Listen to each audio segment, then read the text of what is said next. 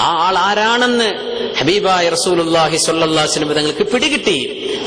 നബിതങ്ങൾ സ്വല്ലല്ലാഹു അലൈഹി വസല്ലം തങ്ങൾ പറഞ്ഞു, ഇദൻ ലഹു വബശ്ശിറുഹു ബിൽ ജന്ന, ഇദൻ ലഹു വബശ്ശിറുഹു ബിൽ ജന്ന. ആ വന്ന ആൾക്ക് നിങ്ങൾ സമ്മതം കൊടുത്തോളൂ, സ്വർഗ്ഗം അല്ലാഹു നിങ്ങൾക്ക് തരുമെന്നും നിങ്ങൾ പറഞ്ഞു കൊടുത്തോളൂ ആ വന്ന ആൾക്ക് എന്ന് പറഞ്ഞു. വാതിൽ തുറന്നു നോക്കുമ്പോ ഫഇദാ ഹുവ അബൂബക്കർ സിദ്ദീഖ് റളിയല്ലാഹു അൻഹു. അബൂബക്കർ സിദ്ദീഖ് റളിയല്ലാഹു അൻഹു സമ്മതമൊക്കെ ചോദിച്ചിട്ടുണ്ട്.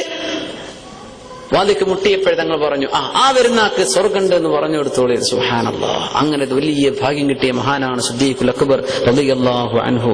വബശ്ശിറുഹു ബിൽ ജന്ന. 9ാമത്തെ വിഷയം, വാതിൽക്കൽ മുട്ടി. ഈ മുട്ടൽ എങ്ങനെയാണ്? കേൾപ്പിക്കത്തക്ക വിധത്തിൽ മെല്ലെയാണ് വാതിൽക്കൽ മുട്ടൽ. ഇതിപ്പോ ഒരു ഓഫീസിലെ ഒരു മാനേജറുടെ റൂമിലേക്ക് ചെല്ലുകയാണെങ്കിൽ നിയമം ഇതാണ്. നമ്മളിപ്പോ 25 കൊല്ലമായിട്ട് വർക്ക് ചെയ്യുന്ന ഒരു ഓഫീസ് ബോയ് ആണ്. ബോയിന്റെ ലെവലിൽ നിന്ന് വിട്ടാലും നമ്മൾ ബോയി തന്നെ പറയാ. ഒരു ഓഫീസ് മാൻ ആയെന്ന് വിചാരിക്കുക, അവിടെ തള്ളി തുറന്ന് ചെല്ലണ്ട. ഇതൊക്കെ നമ്മളെ സ്ഥലം തന്നെയാണ്. എന്നാലും വളരെ മെല്ലെ ആ അച്ചടക്കത്തിലേ ചെയ്യാവൂന്ന്. സുബ്ഹാനല്ലാഹ്. ഇത് എവിടെയും ബാധകമാണ്. നമ്മുടെ റൂമല്ലാത്തൊരു റൂമിലേക്ക് ചെല്ലുന്നതിന്റെ മര്യാദയാണ് ഈ പറയുന്നത്. സുബ്ഹാനല്ലാഹ്. മെല്ലെയാണ് മുട്ടേണ്ടത്. ഖഫി. എങ്ങനെ അത് വന്നു? അനസ് ഇബ്നു മാലിക് റളിയല്ലാഹു അൻഹു റിപ്പോർട്ട് ചെയ്യുന്ന ഹദീസ്, കാനത്ത് അബ്വാബുൻ നബി സ്വല്ലല്ലാഹു അലൈഹി വസല്ലം തുഖറഉ ബിൽ അളാഫീർ. റസൂലുള്ളാഹി സ്വല്ലല്ലാഹു അലൈഹി വസല്ലം തങ്ങളുടെ വീടിന്റെ വാതിൽക്കൽ ചെന്ന് ആരെങ്കിലും ഹബീബിനെ കാണാൻ ചെല്ലുമ്പോൾ അവരുടെ വാതിൽക്കൽ മുട്ടപ്പെട്ടിരുന്നത് ബിൽ അളാഫീർ, കൈവിരലുകളുടെ നഖം കൊണ്ട് മെല്ലെയാണ് മുട്ടപ്പെട്ടിരുന്നത് എന്ന് അനസ് റളിയല്ലാഹു അൻഹു റിപ്പോർട്ട് ചെയ്യുന്ന ഹദീസ്. അങ്ങനെ സ്വഹാബത്ത് ശീലിച്ചത്, അങ്ങനെ നമ്മളും ചെയ്യാവൂ. മെല്ലെ എന്നർത്ഥം വാതിൽക്ക് ചെന്നിട്ട് അടിക്കുക, അങ്ങനെയൊന്നും ചെയ്യരുത്. ജനല് ചെന്നിട്ട് അടിച്ചു പൊളിക്കുക, അങ്ങനെയൊക്കെ ചില ആളുകൾ ശബ്ദം ഉണ്ടാവാൻ വേണ്ടിയിട്ടേ അങ്ങനെയൊന്നും ചെയ്യരുത് എന്ന്. വളരെ നിസ്സാരല്ലേ നമ്മളിതൊക്കെ വിചാരിക്കുന്നത്. എത്രയാ ഒരായത്താണ് അള്ളാഹുവിന്റെ ആലിമീങ്ങളിൽ പഠിപ്പിക്കുക. ഒരൊറ്റ ആയത്താണ് നമ്മൾ നിൽക്കുന്നത്. എന്തൊക്കെ വിഷയങ്ങൾ ഇവിടെ അതുമായി ബന്ധപ്പെട്ട് നബി തങ്ങളുടെ സുന്നത്തുകളിൽ കിടക്കുന്നു എന്ന് മനസ്സിലാക്കുന്നു സല്ലല്ലാഹു അലൈഹി വസല്ലം. 10ാമത്തെ വിഷയം, സ്വഹീഹുൽ ബുഖാരിയും മുസ്ലിമും റിപ്പോർട്ട് ചെയ്യുന്ന ഹദീസ്, അൻ ജാബിർ ഇബ്നു അബ്ദുല്ലാഹി റളിയല്ലാഹു അൻഹു. ബഹുമാനപ്പെട്ടവർ ഒരു കടവുമായി ബന്ധപ്പെട്ട വിഷയത്തിൽ ഹബീബായ റസൂലുള്ളാഹി സ്വല്ലല്ലാഹു അലൈഹി വസല്ലമ തങ്ങളെ കാണാൻ ചെല്ലുന്നു. അങ്ങനെ ചെല്ലുന്ന സമയത്ത് അവർ പറയുന്നു, ഞാൻ റസൂലുള്ളാഹി സ്വല്ലല്ലാഹു അലൈഹി വസല്ലമ തങ്ങളോട് സമ്മതം ചോദിച്ചു. ഫഖാല, നബി തങ്ങൾ ചോദിച്ചു, മൻ ഹാദാ, ആരാണ് ഈ വന്നത് എന്ന് ചോദിച്ചു. നമ്മൾ ശരിക്കും മനസ്സിലാക്കുന്നു, ആരാണ് ഈ വന്നത്, ആരാണത് എന്ന് ചോദിച്ചു. അസ്സലാമു അലൈക്കും അദ്ഖുലു എന്നാണ് അവർ പറയുന്നത്. പക്ഷേ ആളെ മനസ്സിൽ ആരാണത് എന്ന് ചോദിച്ചു. ഫഖുൽതു, ജാബിർ റളിയല്ലാഹു അൻഹു പറയാം, ഞാൻ പറഞ്ഞു ഞാനാണ് എന്ന് പറഞ്ഞു. അപ്പോ നബി സല്ലല്ലാഹു അലൈഹി വസല്ലം തങ്ങൾ പറഞ്ഞു, അന ഈ ഞാൻ കഅന്നഹു കരിഹഹു, തങ്ങൾക്കത് ഇഷ്ടപ്പെടാത്ത പോലെ.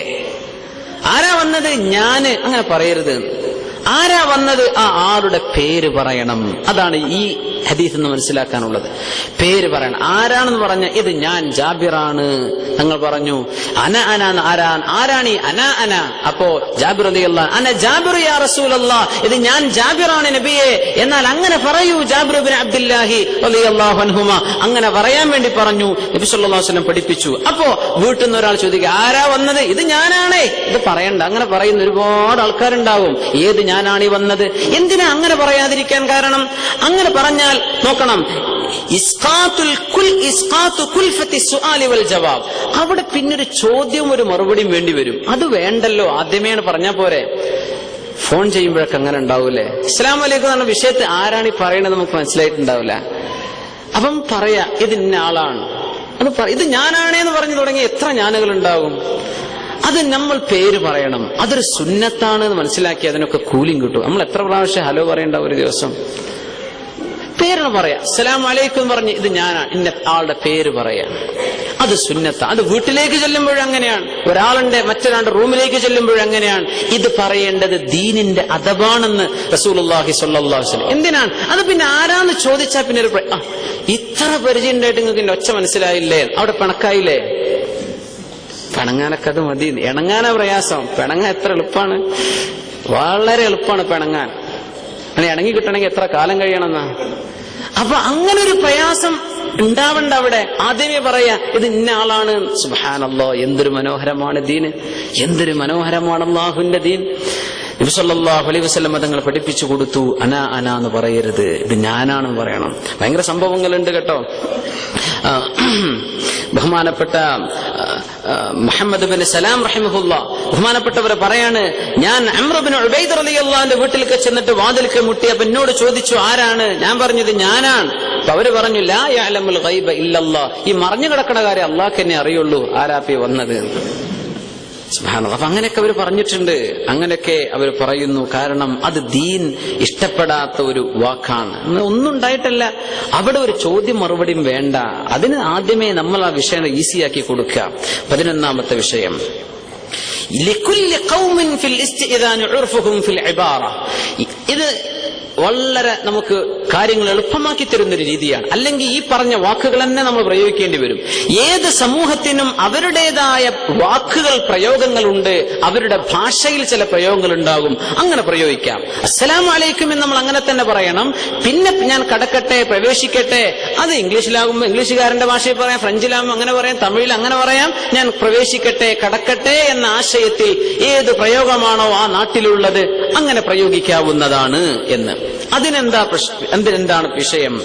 അതിന് മഹാനായ അബൂ അബ്ദുൽ മലിക് മൗല ഉമ്മി മിസ്കീൻ ഉമർ റളിയല്ലാഹു തആല അൻഹുവിന്റെ മകനുണ്ട്, ആസിം ഇബ്നു ഉമർ റളിയല്ലാഹു അൻഹു. അവരുടെ മകളാണ് ഉമ്മു മിസ്കീൻ റളിയല്ലാഹു അൻഹ. അവരുടെ ഒരു വേലക്കാരനുണ്ട്, ബഹുമാനപ്പെട്ട അബൂ അബ്ദുൽ മലിക് എന്ന് പറയുന്നവർ.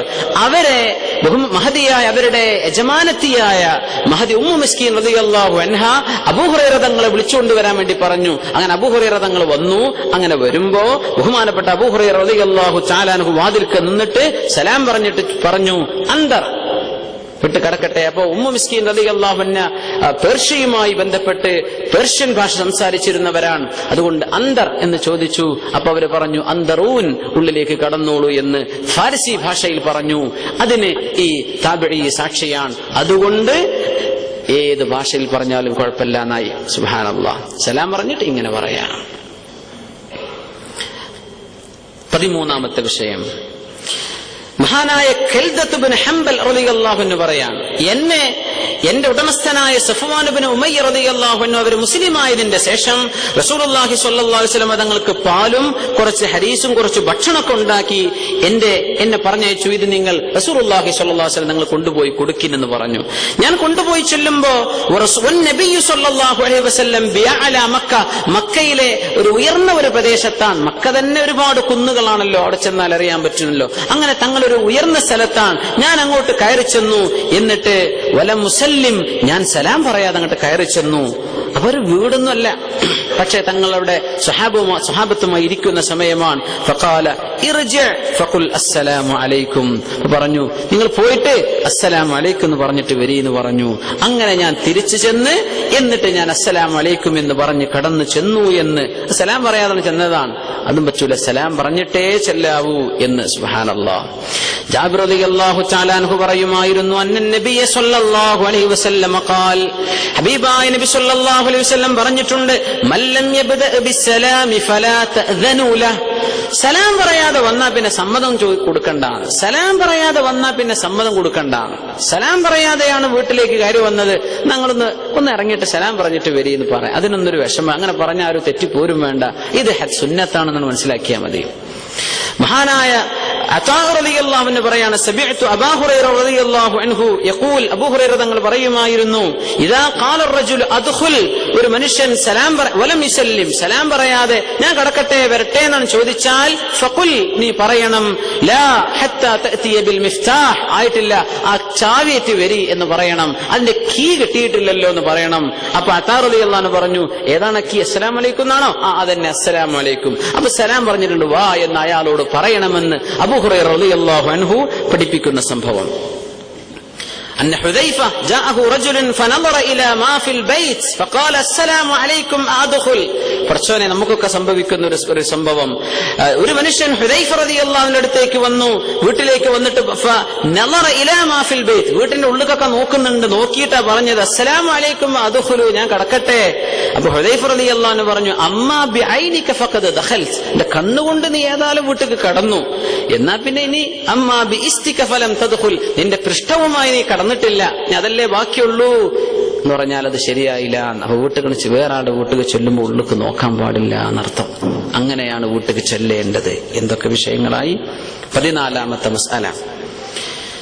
رواه أبو داود رضي الله عنه عن أبي هريرة رضي الله عنه أن النبي صلى الله عليه وسلم قال رسول الله صلى الله عليه وسلم തങ്ങൾ പറയാണ്, റസൂലു റജുലി ഇല റജുലി ഇദ്നു, ഒരു മനുഷ്യനെ വിളിച്ചു കൊണ്ടുവരാൻ ഒരാളെ പറഞ്ഞയച്ചു വീട്ടുകാരൻ, എന്നാൽ പിന്നെ അവിടെ സമ്മതം ചോദിക്കേണ്ട ആവശ്യമില്ല.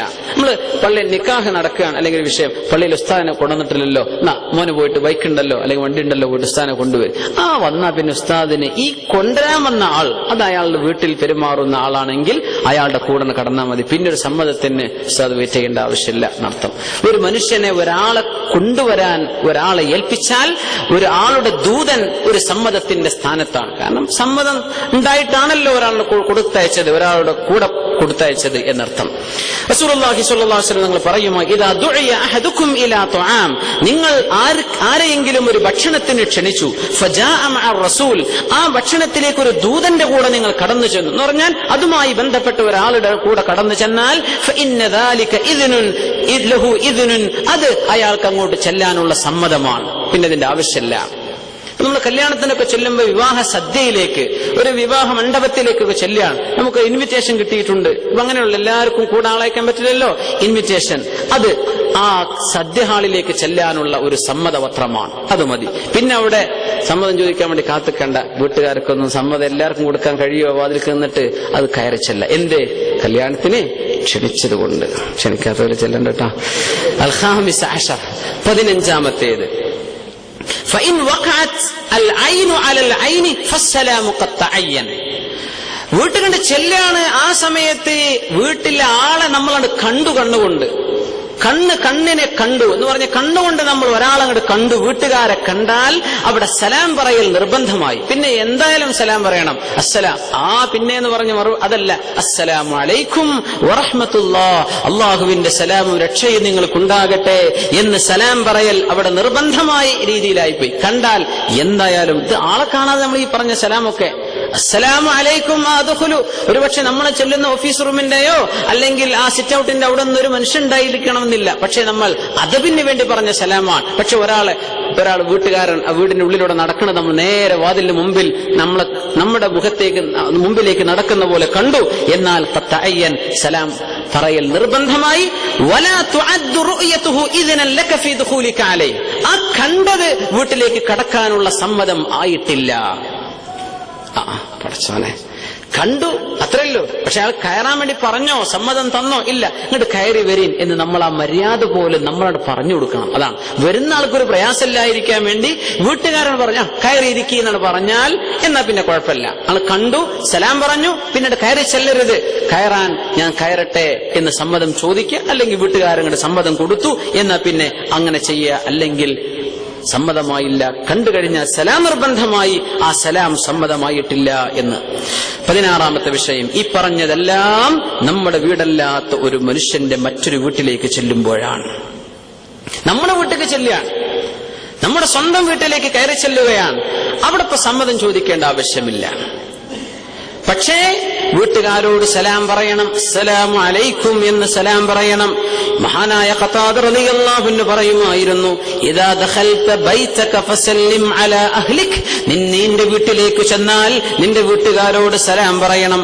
ഫഹും അഹഖു മൻ സല്ലംത അലൈഹിം, അല്ലാഹുവിന്റെ സലാമും രക്ഷയും ഉണ്ടാകട്ടെ എന്ന് നിങ്ങൾ ആർക്ക് വേണ്ടിയൊക്കെ പ്രാർത്ഥിക്കുന്നുണ്ടോ ആ പ്രാർത്ഥനയിൽ ഏറ്റവും അർഹതയുള്ളത് നിങ്ങളുടെ വീട്ടുകാരാണല്ലോ. അതുകൊണ്ട് വീട്ടുകാരോട് എന്തായാലും സലാം പറയണമെന്ന് മഹാനായ ഖതാദ റളിയല്ലാഹു അൻഹു. ഉമ്മാനോട് സലാം പറയേ, വാപ്പാനോട് സലാം പറയേ, ജ്യേഷ്ഠനോട് സലാം പറയേ എന്നൊക്കെ ചിന്തിക്കുന്ന ആൾക്കാരുണ്ടാവും. വീട്ടിൽ കയറുമ്പോൾ പിന്നാണ്ട് കയറി ചെന്നു സലാം പറയണമെന്ന് ഇന്ന് നമ്മളിതുവരെ ശീലിച്ചിട്ടില്ലെങ്കിൽ ഇന്നു മുതൽ ഇത് ശീലിക്കാം. നാട്ടിലൊക്കെ ഫോൺ ചെയ്യില്ലേ, ഉമ്മാക്കും അസ്സലാമു അലൈക്കും എന്ന് പറയാം. നമ്മൾ വീട്ടുകാരോടും ഉമ്മയോടും വാപ്പയോടും സലാം പറയാതെ കടക്കരുത്. അവർക്കോടല്ലേ നമുക്ക് സലാം പറയേണ്ടത്, അവരല്ലേ നമ്മുടെ വുജൂദിന്റെ സബബ്. അതുകൊണ്ട് അങ്ങനെ ചെയ്യണം. ആ വിഷയം നമ്മൾ മനസ്സിലാക്കുന്നു. ഇമാമുന അഹ്മദ് റളിയല്ലാഹു തആല അൻഹു പറയുന്നു, സ്വന്തം വീട്ടിലേക്ക് ഒരു മനുഷ്യൻ ചെല്ലുമ്പോൾ തന്നെ ഇസ്തഹബ്ബ ലഹു അൻ യതനഹ്നഹ, ഒന്ന് തൊണ്ടയനക്കൽ സുന്നത്താണ്. വീട്ടിലേക്ക് ചെല്ലുകയാണ് എന്ന് പറയാ, അന്ന് ബെല്ലൊന്നും ഇല്ലാത്തൊരു സംഭവമാണെന്ന് വിചാരിച്ചോളൂ. വീട്ടിലേക്ക് നേരെ ചെല്ലണോ, ബെല്ലടിക്കണമെന്നില്ല, അല്ലെങ്കിൽ രാത്രി മക്കളൊക്കെ ഉറങ്ങുന്ന സമയമാണ്, അതൊരു ഡിസ്റ്റർബൻസ് ആവുമെന്ന് വിചാരിക്കുന്നു. എന്നാ പിന്നെ ഒന്ന് ഒരു വീട്ടുകാരെ അറിയിച്ചു കൊടുക്കണം. ഇതൊക്കെ സുന്നത്താണ് മുഅ്മിനീങ്ങളെ. ഔ യുഹർരികന അലൈഹി